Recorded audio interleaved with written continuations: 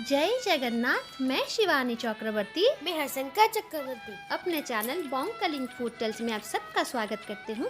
आज का जो हमारा वीडियो है ये भगवान जगन्नाथ जी की खड़ी लागी एकादशी के ऊपर है और उस दिन जो भी भगवान को स्पेशल भोग लगते हैं वो भी आज हम आपको बना के दिखाने वाले हैं। खड़ी लागी का मतलब होता है जब दशमी के दिन भगवान जी को 10 मूल मोदक भोग के रूप में दिया जाता है और भगवान इस दिन स्वस्थ होते हैं। उसके जो नेक्स्ट डे एकादशी होती है उसको खड़ी लागी एकादशी कहा जाता है और इसके दिन भगवान को बहुत सारे चंदन, केसर, कर्पूर और कस्तूरी का एक पेस्ट बना के भगवान के शरीर पर लेपन किया जाता है। तकरीबन 15 किलो वो चंदन होता है, उसी को कहा जाता है खड़ी लागी। और इस दिन भगवान के पास एक स्पेशल भोग लगता है जो कि सेवायत होते हैं और बाहर के जो दर्शनार्थी होते हैं, जो भक्त लोग होते हैं, वो भगवान जी को इस दिन भोग लगाते हैं और उस दिन कुछ स्पेशल भोग लगते हैं, वो भी आज हम आपको बना के दिखाएंगे। तो चलिए बनाना शुरू करते हैं एकादशी का भोग। तो खड़ी लागी एकादशी के ऊपर जो आज हम 2 भोग बनाने वाले हैं, वो दोनों में से सबसे पहला भोग जो है वो है पाड़ुओ काटो। पाड़ुओ मतलब आरारूट। जगन्नाथ जी को आरारूट की 3 भोग की रेसिपी मंदिर में लगते हैं और ये सबसे पहला रेसिपी है जो मैं आज बना रही हूँ। पाड़ुओ की रेसिपी जगन्नाथ भगवान के लिए मंदिर में जो 3 रेसिपी लगते हैं वो हम टाइम के साथ बनाएंगे। जिस जिस दिन लगता है उसी दिन हम बनाएंगे। ये जो एकादशी है यहाँ पर भक्तों की दी हुई भोग यहाँ पर लगती है और शिवार्थ के द्वारा दिया हुआ भोग यहाँ पर लगता है, तो ये भोग उसमें होता है। तो इसके लिए हमें क्या क्या सामान लगेगा, बहुत ज़्यादा सामान इसमें नहीं लगेगा, सिर्फ हमें थोड़ा दूध चाहिए। और इस आरारूट को मैंने 2 घंटे पहले भिगोया था, उसका जो ऊपरी लेयर का पानी था उसको मैंने निकाल लिया है। फिर से एक बार मैंने धो के आधे घंटे पहले फिर से एक बार मैंने उसको धो के फिर से उसका ऊपरी लेयर का पानी निकाल दिया है, क्योंकि अगर हम आरारूट के पानी नहीं निकालेंगे तो कड़वा लगेगा। और प्रोसेस आरारूट आप बिल्कुल मत लीजिए, रॉ आरारूट लीजिए। और इसको मैंने प्रिपेयर करके रखा है, मतलब धो के साफ़ करके रखा है। और ये 2 बड़े चम्मच हैं, बहुत ज़्यादा नहीं लेना है, हमें बहुत कम बनाना है और इसलिए मैंने 2 बड़े चम्मच लिया है, आप अपने हिसाब से ले सकते हैं। तो चलिए बनाना शुरू करते हैं पाड़ुओ काटो। तो अभी मैंने यहाँ पर एक सॉस पैन लिया है, उसमें मैंने 200 ml दूध चढ़ा दिया है। जैसा मैंने कहा कि एकादशी के दिन बहुत सारे दूध और छेने के बने हुई चीज़ें जगन्नाथ जी को भोग के रूप में लगता है मंदिर में। जो खड़ी लागी एकादशी है उस दिन बहुत सारे दूध और छेना और बहुत सारे डेयरी प्रोडक्ट जो होते हैं उसमें बने हुए चीज़ें भगवान को अर्पित की जाती हैं। और आप अपने हिसाब से कुछ भी दूध की बनी हुई चीज़ें इस दिन जगन्नाथ जी को अर्पित कर सकते हैं। तो अभी मैंने कहा कि मैंने यहाँ पर 200 ग्राम दूध लिया है, तो अभी हम उसमें शक्कर डालेंगे। मीठा आप अपने स्वाद के अनुसार इसमें डाल सकते हैं। आरारूट जो है वो बहुत पुराना खाने का सामान है उड़ीसा में, क्योंकि उड़ीसा में एक पार्ट है जहाँ पर बहुत ज़्यादा आरारूट मतलब उगता है और इसलिए आरारूट का इस्तेमाल उड़ीसा में बहुत ज़्यादा होता है और जगन्नाथ मंदिर में भी इसका इस्तेमाल है। और जैसे मैंने कहा कि 3 चीज़ें बनती हैं जगन्नाथ मंदिर में आरारूट से, एक तो ये पाड़ुओ काटो है और बाकी जो 2 हैं वो हम जब बनाएंगे तब आपको दिखाएंगे। तो अभी हम क्या करेंगे, ये दूध और शक्कर को अच्छी तरीके से मतलब मिल जाने के लिए रखेंगे। और अभी हम क्या करेंगे, देखिए जगन्नाथ मंदिर में तो इलायची का इस्तेमाल नहीं होता, छोटी इलायची का, और इसमें बड़ी इलायची का इस्तेमाल होता है। तो मैं यहाँ पर थोड़े से बड़ी इलायची के जो पौड़ होते हैं उसको निकाल के डाल रही हूँ, क्योंकि इसकी खुशबू थोड़ी अलग आएगी छोटी इलायची के मुकाबले। लेकिन आप आराम से अपने घर में छोटी इलायची का इस्तेमाल कर सकते हैं, क्योंकि हमें सिर्फ जगन्नाथ भोग को दिखाना है, ऐसा नहीं है कि जगन्नाथ मंदिर में जो यूज़ होता है आप वो सब यूज़ करें। तो अभी हम क्या करेंगे, सिर्फ इसको उबलने के लिए और शक्कर को मिल जाने के लिए उतने समय का ही हम वेट करेंगे। तो अभी देखिए ये जो शक्कर है अच्छी तरीके से मिल चुका है। तो जैसा मैंने कहा कि हम अरारूट को घोल के रखेंगे और इस घोल को अभी मैं इस दूध के अंदर डाल देती हूँ और उसके बाद हम क्या करेंगे, इसको अच्छी तरीके से मिलाएंगे ताकि ये एक मोटा सा, एक अच्छा सा बैटर जैसा बन जाए। अब ये देखिए ढालते ही ये थोड़ा मोटा होना शुरू हो गया है और आप इस बात का ध्यान रखें कि आप उसको कंटिन्यूअसली चलाते रहिए, वरना ये नीचे लग जाएगा, नीचे लगने का डर होता है। और जो अगर ये नीचे लग गया तो एक मतलब जला हुआ इसका स्मेल आएगा और वो अच्छा नहीं लगेगा। और हमें इसको अच्छी तरीके से एक मोटा जैसे हम बैटर बनाते हैं उसी कंसिस्टेंसी में इसको लाना है। अभी देखिए ये थोड़ा मोटा हो गया है, ये देखिए इस कंसिस्टेंसी में जब आ जाएगा तो अब हम गैस को ऑफ कर लेंगे। और इसमें कोई खोया वगैरह नहीं जाता, क्योंकि इसमें जो अरारोट है उसका स्वाद आना चाहिए, इसलिए कोई खोया वगैरह इसमें नहीं जाता। ये सिंपल दूध के साथ ही बनता है, तो आप इसमें कुछ ज़्यादा एक्सपेरिमेंट करने की सोचिए मत, सिर्फ अरारोट का स्वाद आएगा तो बहुत ज़्यादा अच्छा लगेगा। तो ये हमारा हो चुका है। तो अभी हम क्या करेंगे, एक प्लेट में या फिर केक टिन में इसको सेट करने के लिए रख देंगे। मैंने एक केक टिन ग्रीस करके रखा है, उसी में मैं उसको सेट कर दूँगी। जब ये ठंडा हो जाएगा तब हम उसको काटेंगे। अभी देखिए मैंने इसको यहाँ पर अच्छी तरीके से निकाल के सेट होने के लिए रख दिया है। इसको मैंने थोड़ा घी से ग्रीस कर लिया था ताकि जब हम इसको निकालें तो अच्छी तरीके से निकल आए। और जब ये ठंडा हो जाएगा तो हम इसको छोटे छोटे पीसेस में काटेंगे, तो वो होगा हमारा पाड़ुओ कट्टो भोगो। तो पाड़ुओ कट्टो तो हमारा बन के तैयार है। तो अभी हम बनाने जा रहे हैं खीर सागर। खीर सागर जो है वो ट्रेडिशनल स्वीट रेसिपी है पूरी का। पूरी का लोकल रेसिपी है खीर सागर, लेकिन पूरे उड़ीसा में बहुत फेमस है। लेकिन इसकी शुरुआत जो हुई थी वो पूरी से हुई थी, इसलिए मैंने उसको पूरी की ही मिठाई कहा। और लोग पूरे देश में इसको खाते हैं, अलग अलग तरीके से खाते हैं, अलग अलग नाम से खाते हैं, लेकिन इसकी उत्पत्ति जो है वो पूरी से हुई है, इसलिए ये ट्रेडिशनल पूरी की मिठाई है। और क्योंकि ये ट्रेडिशनल पूरी की मिठाई है और एकादशी के दिन लोगों के द्वारा दी हुई भोग भगवान जी को लगते हैं, अर्पण होते हैं, तो यहाँ पर छेने की और जैसा मैंने कहा पाड़ुओ कट्टो बनाने के समय छेने की दूध की बनी हुई बहुत सारी भोग की रेसिपी लगता है भोग में। और आप अपने हिसाब से छेने की कोई भी रेसिपी लगाकर दे सकते हैं, बशर्ते वो छेना पोड़ो ना हो। बहुत सारे लोग मुझे पूछते हैं क्या जगन्नाथ मंदिर में छेना पोड़ो भोग लगता है। जी बिल्कुल नहीं, छेना पोड़ो बिल्कुल भी जगन्नाथ मंदिर में भोग नहीं लगता। जिसने भी कहा है छेना पोड़ो लगता है, बिल्कुल गलत है। छेना पोड़ो की भोग बिल्कुल नहीं लगता। मैंने अपने एक एपिसोड में कहा भी था कि छेना पोड़ो का भोग नहीं लगता। आप जगन्नाथ जी को छेना पोड़ो का भोग बिल्कुल मत लगाइए, क्योंकि जिस तरीके से वो बनता है डायरेक्टली वो आग के संस्पर्श में आता है, इसलिए वो जगन्नाथ जी के पास या फिर किसी के पास भी भोग नहीं लगता, क्योंकि भुना हुआ भोग किसी को नहीं दिया जाता। तो छेना पोड़ो सिर्फ एक जगह पे भोग लगता है, जब सूर्य पूजा होती है शाम्ब दशमी के दिन।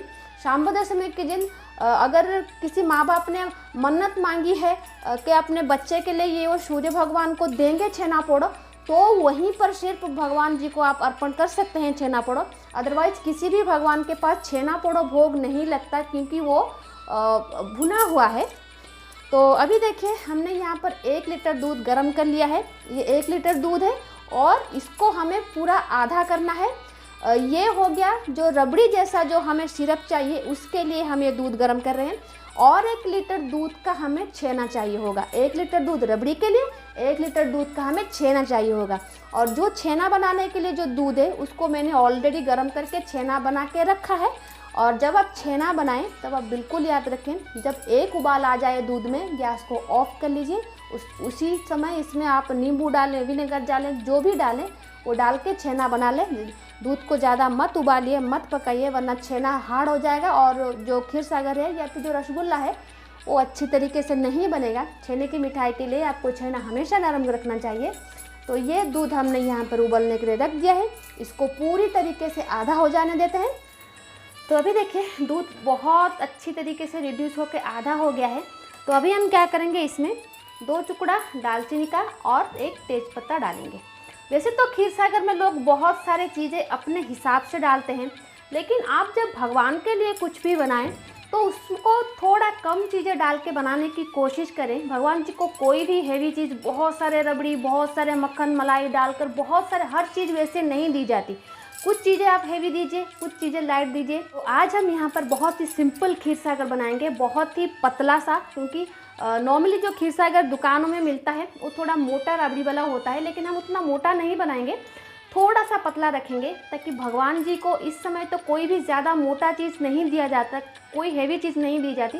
तो हम भी उस चीज़ को थोड़ा ध्यान में रख के थोड़ा सा पतला रबड़ी हम बनाएंगे। तो अभी देखिए थोड़ा इसको और रिड्यूस करते हैं। और अभी हमने शक्कर नहीं डाला है, और शक्कर आप अपने हिसाब से डालें, कितना मीठा आप खाना चाहते हैं, भगवान को कितना मीठा देना चाहते हैं, क्योंकि भोग के वक्त तो आप ही को खाना है। तो उस हिसाब से दीजिए। मैं चीनी अपने हिसाब से दूंगी, कितना मीठा हमारे घर में खाते हैं उसी हिसाब से दूंगी। तो इसको अभी 5-10 मिनट और यहाँ पर रहने देते हैं। तो चलिए हम छेने की बॉल बनाना शुरू करते हैं।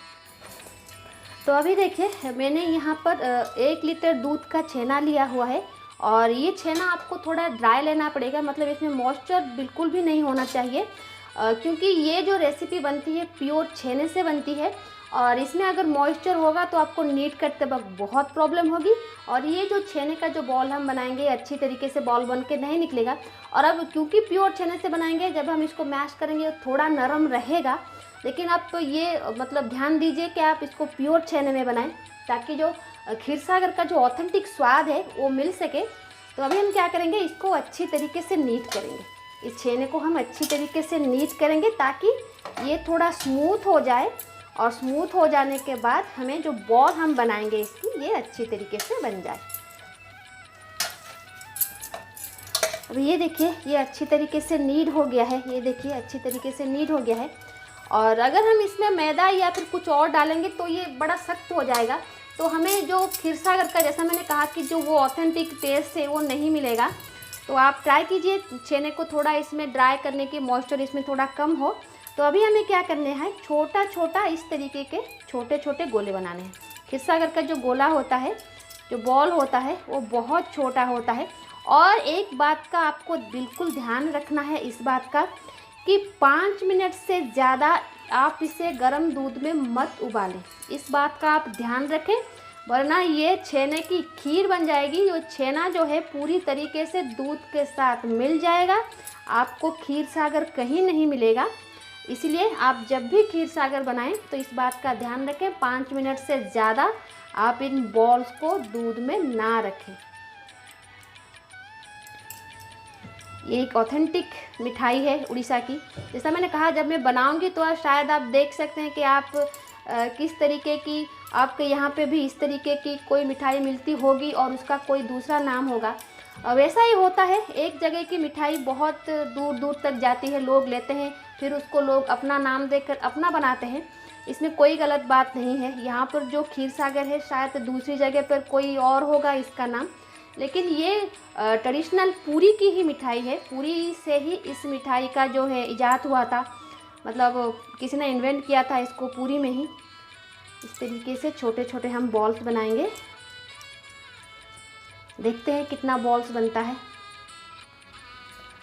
तो अभी देखिए खीरसागर में डालने के लिए जो बॉल्स हमने बनाने थे ये हमने बना लिए हैं। तो जो मैंने कहा कि मैंने 1 लीटर दूध का छेना बनाया था, उसमें इतने सारे बने हैं, कुछ बड़े हैं कुछ छोटे हैं, बहुत टाइम टेकिंग प्रोसेस है। तो इसको थोड़ा छोटा बड़ा हो गया है। तो अभी हम क्या करेंगे, उसको जो दूध हम यहाँ पर उबाल रहे हैं उसमें मैंने शक्कर भी डाल दिया है दूध में। मैंने अपने हिसाब से शक्कर डाला है, और मीठा आप अपने हिसाब से डालें जैसा मैंने कहा। तो अभी हम क्या करेंगे, इसको उस दूध के अंदर डालेंगे, और उसके बाद 5 मिनट हमें उसको उसके अंदर रखना है दूध के अंदर, ताकि वो मिठास सोख कर सके और दूध का जो फ्लेवर है वो उसके अंदर आ जाए। क्योंकि वापस से हमें उसको आधे घंटे तक या फिर 1 घंटे तक उसको रेस्ट करने के लिए देना है, उसके बाद ही हम उसको सर्व कर सकते हैं। तो चलिए इसको हम दूध में डालते हैं। तो अभी देखिए दूध काफ़ी मोटा हो चुका है। तो अभी हम एक एक करके इस बॉल को इसके अंदर डाल देंगे। जैसा मैंने कहा, बहुत ज़्यादा समय तक इसको आप रखिए मत, और ना ही इसको ज़्यादा जो भी करची वगैरह उसमें डालें उसमें ज़्यादा मतलब मत चलाइए, वरना ये टूट सकते हैं, क्योंकि प्योर छेने से बने हैं। अगर आप इसमें कुछ और डाल सकते हैं बाइंडिंग एजेंट तो वो अलग बात है, लेकिन मैं चाहूँगी अगर कोई भी चीज़ आप ऑथेंटिक चीज़ बनाते हैं तो उसका प्रोसेस वही रखिए और इंग्रेडिएंट्स भी वही रखिए। कुछ उसमें मतलब जल्दी जल्दी के चक्कर में कुछ अलग ऐड मत कीजिए, क्योंकि उसका स्वाद ख़राब हो जाता है। तो अभी हम क्या करेंगे, इसको 5 मिनट तक हम इसको इसमें पकने के लिए रख देंगे। धीरे हाथों से सिर्फ एक बार हम इसको इससे मिला लेंगे, ताकि हम देखेंगे कि ये कहीं नीचे से लग ना गया हो, वरना ज़्यादा हमें उसको मिलाना नहीं है। टाइमर सेट करिए 5 मिनट। 5 मिनट से ज़्यादा आप इसको बिल्कुल भी मत पकाइए, वरना ये सारे के सारे खुल जाएंगे। अभी देखिए मैं आपको सीधे 5 मिनट के बाद दिखा रही हूँ। ये देखिए 5 मिनट हो गए हैं और धीरे धीरे वो उबल रहे हैं। ये देखिए जो रसमलाई के जो बॉल्स हमने डाले थे फिर भी 1-2 मेल्ट होने शुरू हो गए हैं, लेकिन ये देखिए थोड़ा ये फूल गया है। ये देखिए थोड़ा ये फूल गया है और अच्छी तरीके से जो शक्कर हमने इसमें डाले थे उसको भी उसने सोख कर लिया है और दूध भी उसने अच्छी तरीके से सोख कर लिया है। तो अभी हम क्या करेंगे, गैस को ऑफ़ कर लेंगे। ऑफ़ करने के बाद उसको आधे से 45 मिनट तक हम इसमें आधे घंटे से 45 मिनट तक हम इसमें रखेंगे ताकि ये और थोड़ा सोख कर ले। इससे ज़्यादा आप मत पकाइए, क्योंकि इससे ज़्यादा पकाएंगे तो ये बिल्कुल भी सारे दूध के साथ मिल जाएगा। तो इसको रहने देते हैं। जो पाड़ुआ काटो हमने बनाया है, चलिए देखते हैं वो सेट हुआ है कि नहीं। तो ये देखिए, ये हमने सेट किया था 1 घंटे पहले। ये देखिए, ये अच्छी तरीके से सेट हो चुका है। अगर आपको थोड़ा डाउट हो कि पानी ज़्यादा हो रहा है कि कुछ नहीं, तो जैसा मैंने 200 मिलीलीटर दूध दिखाया था, 200 मिलीलीटर दूध के वजह आप 150 मिलीलीटर दूध या फिर 100 मिलीलीटर दूध से भी आप कर सकते हैं। क्योंकि जब अरारोट का कोई चीज़ हम बनाते हैं तो पहले जब बनाते हैं तो थोड़ी लोगों से गलत हो जाती है, मतलब पानी की मात्रा नहीं जान पाते। तो ये सेट हो गया है। तो अभी हम इसको काटेंगे। जिस तरीके की हम बर्फ़ी को काटते हैं उसी तरीके से हम काटेंगे। और ये बहुत ही ज़्यादा नरम होता है और बहुत ज़्यादा टेस्टी भी होता है। और जो लोग एकादशी का व्रत करते हैं या फिर कोई और व्रत भी करते हैं, इनके लिए वो बहुत अच्छा एक मतलब खाना है। लोग इसको खा सकते हैं। लेकिन अभी तो हम इस जगन्नाथ जी को ये भोग लगाएंगे। तो अभी मैं आपको एक निकाल के दिखाती हूँ।